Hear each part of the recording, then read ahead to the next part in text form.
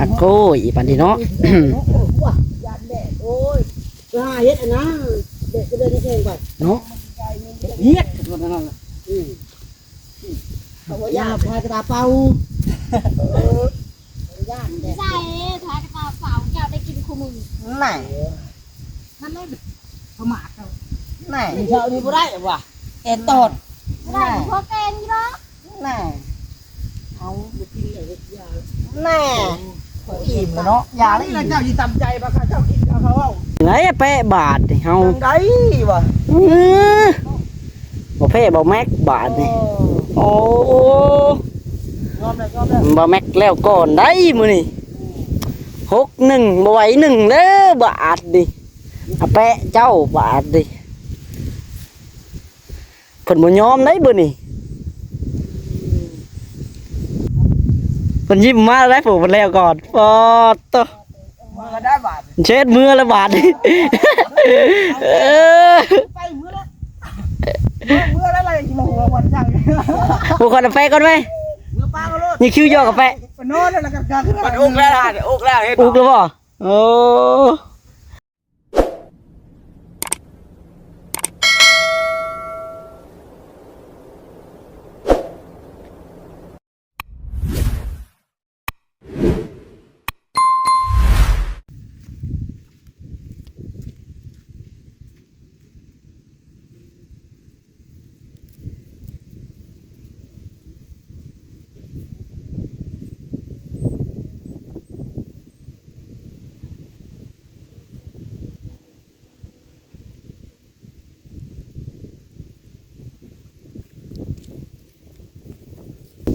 พี่น้องทักทายสบายดีเนาะ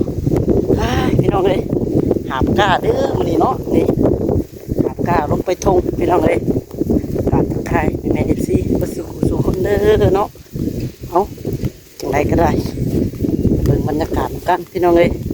ดำหน้าปิดจบเด้อเนาะมื้อนี้ปิดจบพี่น้องเลยจบรวดปิดสากมื้อนี้เนาะไป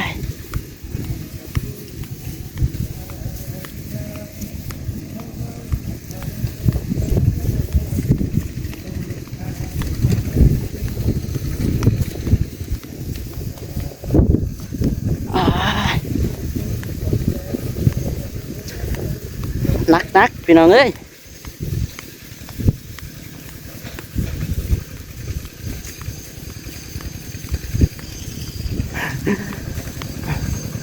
ใส่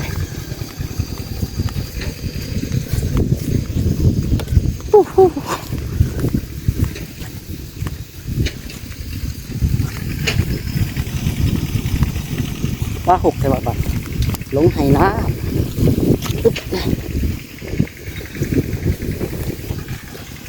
ทำแปะเพิ่นกำลังดำพี่น้องเนี่ย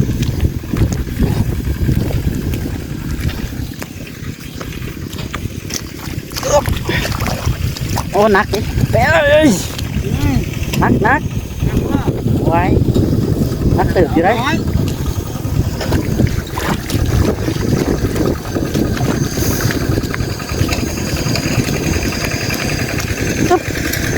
ตัว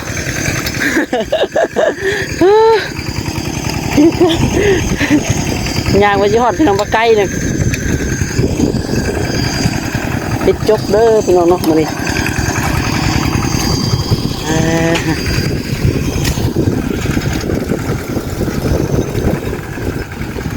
เอาจังไรก็เดียวรอเบิ่งบรรยากาศตอนดำนะพี่น้องเนาะอันนี้ก็กำลังดำอยู่ พอไปแล้วน้องดากจนหายใจหอบเอาไปเป็นกระลงมามันนี่บ่สูงน้ำลงมาเบิดเนาะมาติดมาตรงนี้ให้มันแล้วบ่แม็กเพิ่นบ้านไทยอยู่พี่น้องเลยอันนี้คือน้องเพิ่นอาสาไทยเองได้พี่น้องเนาะเมื่อว่าอาสาพัดปีนกันเพิ่นก็มีดอกผู้ไทยทั้งบ่สูงน้องเผยทองเพิ่นเนาะแต่ทั้งน้องเพิ่นอยากอาสาไทยเองแต่ก็เปลี่ยนกันคือว่าอะไรเมื่อแล้วก็เปลี่ยนขัดเปลี่ยนกัน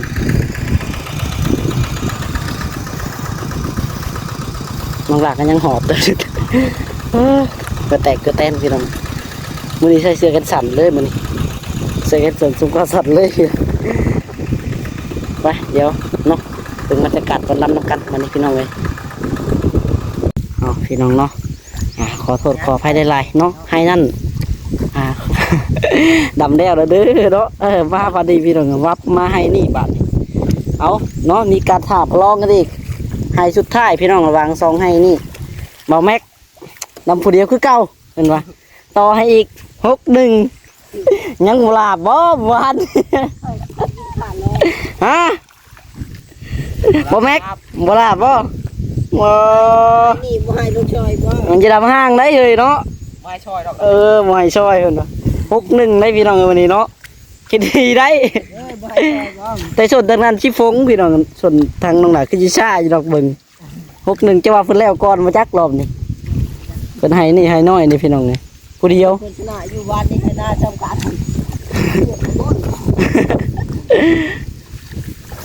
ปริมัดพอเด้อจ้า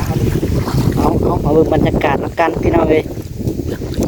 น่าสิปิดแล้วมื้อนี้แหละล่ะเนาะมื้อนี้น่าจะให้มันแล้ว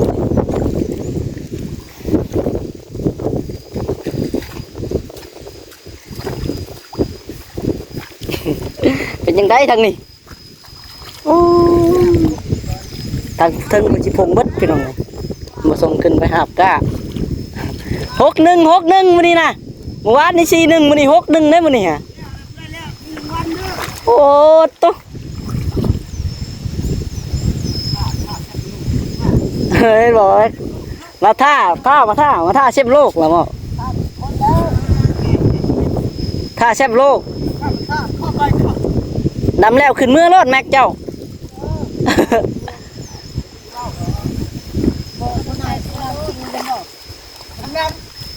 บ่แม็ก เฮ้ย บ่มาจ้าให้หน้าอีก โอ้ เดินได้เบียดลูกตกคณะ ถามหาสาวพรเนาะบ่แม็กนี่ใช่บ่แม็กสาวพร พอน้องไม่เข้า ท่า61พี่น้องเอ้ยโอ้ก้าวน้องแม็กนี่ว่าให้หน้าเฮาก็ใหญ่เติบแล้วเนาะ ได้เด้อโซนหน้านึงเลยเนาะ โอ้เจอได้อีก พอสั่นคนกันแล้วเนาะเฮ็ดประเภทบ่แม็กหวาน 61เนาะมา แล้วแม่พ่ออีใบเข่าล่ะแค่นอดเลยนะพ่อน้องใบเข่าสิบ่แม็กนี่จะเฮ็ดจะรับเสียงหลุดตัวเมียบ่แม็ก สิงกบดังฟังชัดเนาะกกแล้วเนาะ บ่เมียก็ได้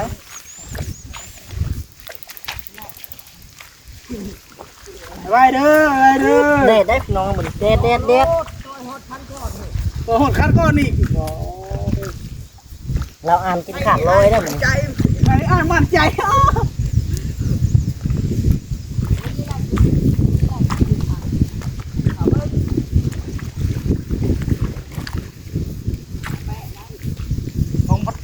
ถักเปะเขาได้ครึ่งนั่นเด้อถักเปะครึ่งนั่นเด้อถักเปะ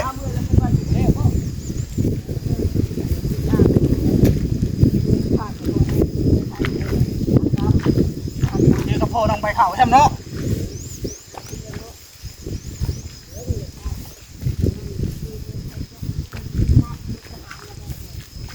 ถักเปะเองอยู่บนหิ่งโพนชะโค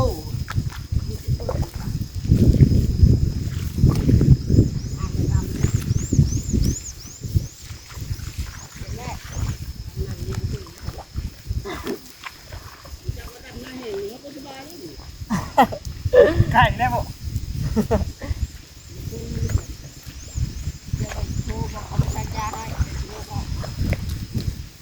ยาเอาเก็บกล้วยออกมาซัก สักงานไปเนาะสักควายเลย เช้าเลยสักกล้วยเด้อที่มาซักเช้าเลยยังไม่อยากเป็นไข่เลยเราจะเห็นเก็บยางก็เช้าละคนเขาก็ซักตะก้อนกระตือนมาเลยยาแดงก็มายึดผู้ชายวันแดงซักก้อนก็ไม่ได้เลยพอได้แดกมาเลยสิแดกมาเลยเนี่ย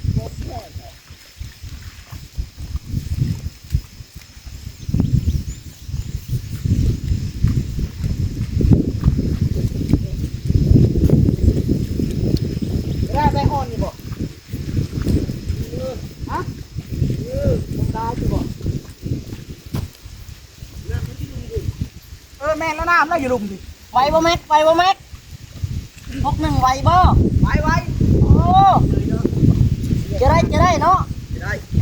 ก็เม็ดกัวสาวพอด เจอได้ พอน้องไว้เข่า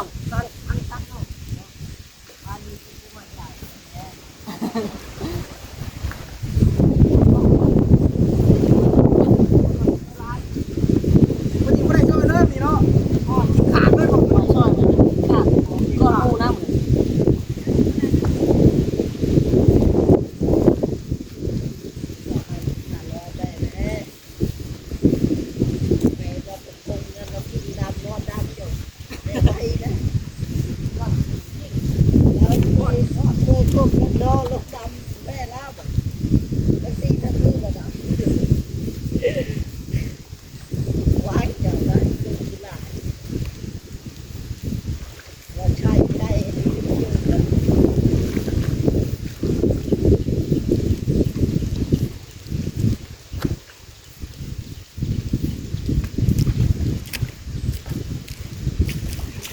ตอนแรกเอ็ดนางดำเลยป่ะพ่อละนาได้ป่ะพอแล้ว จังว่าสิแล้วก่อนนาทีเนาะ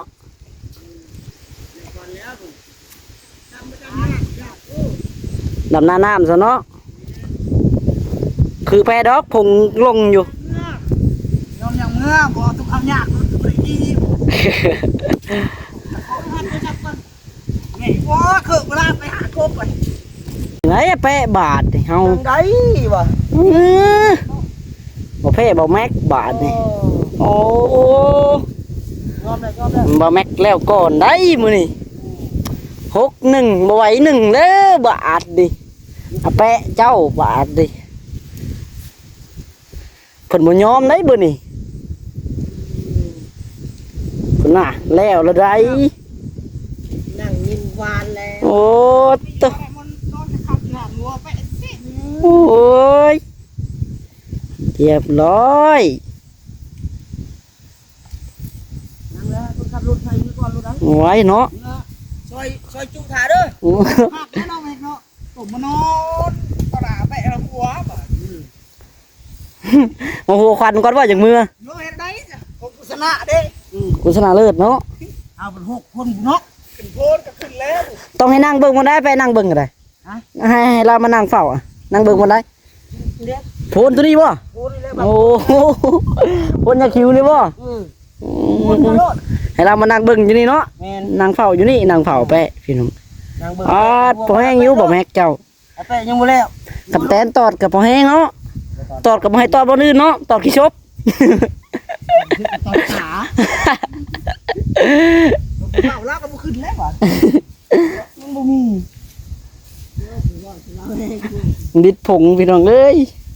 ดิดดำหน้าแห้งบาดนี่ มือใดมีน้ำก็บ่พากันมาดัง เนาะอย่าโคตรอยู่ตะแปะ ขาดผลมือเดียวก็บกโลดพี่ลูกขาดเดียวเนาะขาดไปในเก่งวันนี้ ไวโฟดเนาะ ไว้พูดนะใจจะให้เรียกให้มันแล้วเด้อปิ่นน่ะปิ่นก็แล้วดีแล้วบัดนี้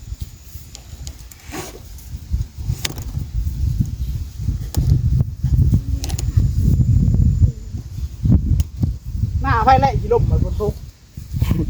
หน้าผงอยู่เนาะ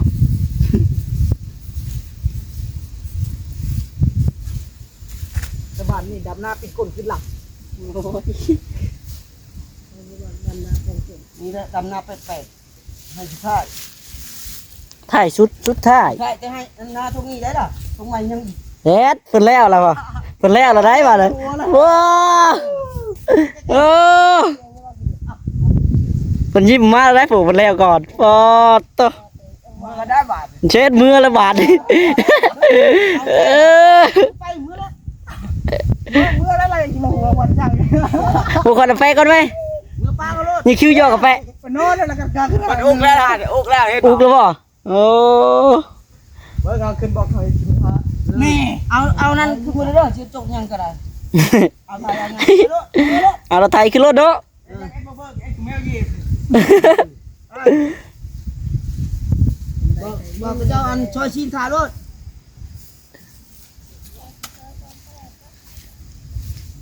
เนาะ ไอ้กินจะซื้อเลย ดีแล้วสั่งงัวพุ่น ที่สร้างมันโชย สั่งงัวมาอะโก้อีปันดีเนาะ ว้ายันแดดโอ้ยไปหาเฮ็ดอันนะเด็กก็เดินแข่งไป เนาะเฮ็ดกันนั่นล่ะ เขาว่ายาพายกระดาเป่าย่านแดด ใส่ทายกระตาเสาเจ้าได้กินคู่มือ ไหน มันเล่นประมาทเจ้า ไหนเช้านี้บ่ได้ว่ะแกตอด ไม่ได้พวกแกงยี่หรอก ไหนเอาไปกินเลยยาแน่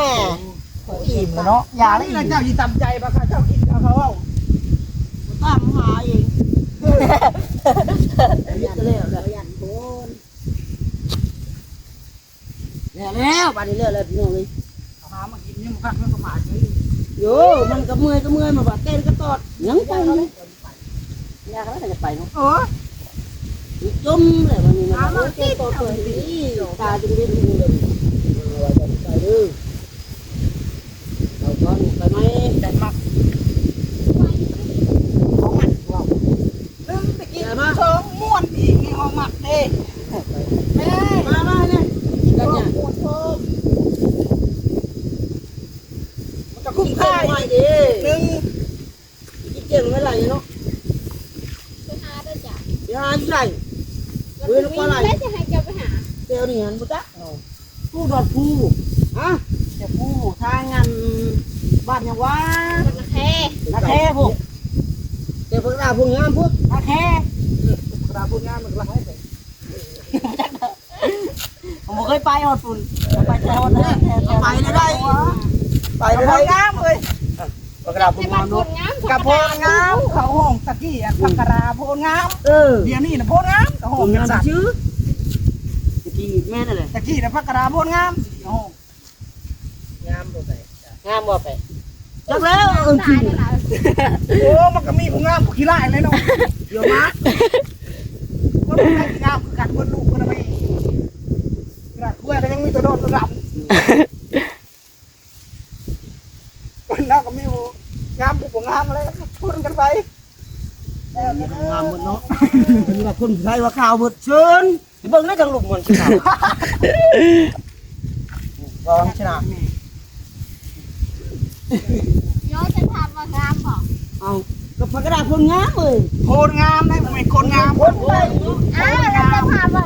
งามบ่จะว่าก ระดาโพงงามเออ มาว่ากันพักกระดาษงามบ่เอาไปว่าจะตีกันยอดโพดงามบ่อ่า ต้องการเลยเด้อพักกระดาหน้ากระปิ้ง เดี๋ยวบ้านเฮาคือเอิ้นบ้านพลสว่างไม่สิสว่างตากแดดกับ มันสว่างนี่ละดิให้มันมืด แม่นบ้านพลสว่างโพนพลมันสว่างมันอยู่ตั้งชื่ออยู่โอ้ยคนเนาะคนละบ่สว่างเนาะ โพนสว่างครับผมนี่สิบ้านแดดโพนสว่าง พักกระดาษพลงามตะกุดเอาพักกระดาษพลได้งาม โพนสว่างถึงแล้วนี่โพนสว่างโพนสว่างไม่ได้ไฟใส่เลย พลสว่างนี่บ่พลนั่นตากแดด โพนสว่าง จะไปเบิ่งในพลมันสิไปใช้ตั้งชื่ออยู่ ชื่อครับเลย บ่ได้สิกุว่าแล้วนับบ่เลยนับก็ได้ นี่กระโดดตามือหนากระโดดหูมือกระโดดปู อ้าว อย่า เอาปลาให้เต้นไหลกู ว่าอีก ที่สาม ไปปูหอยเสือไล่ครบเป็นครบไปงูเกี่ยวแข้ง โง่เอาเด้อบาทนี่ รอแล้วพี่น้อง แล้วเลยเด้อเนาะ มาเด้อขวัญเอ้ยแหละ บ่อยคลองบ่อยถ่าได้บาทนี่ มีแต่เจ้าของ เออให้เขียวงามได้บาทในเข้าหน้าขึ้นให้มันทันหมู่ทันคู่พุ่นเบิ่งแน่หน้าสองคุณเขียวทุ่มเลย ไปเอาไม้ขึ้นแน่ ให้เขียวงามได้เนาะบ่อยคลองบ่อยถ่าเมื่อปลาได้บาทนี่แล้วแหละเนาะเอาโอเคบาทดิบ๊ายบายพี่น้องเลยขอตัวเมื่อก่อนเนาะแปะ ฮะบายเมื่อ เดี๋ยวหาพี่เรากินน้ำเทียมกัน แล้วแหละ แล้วพี่น้องเอ้ย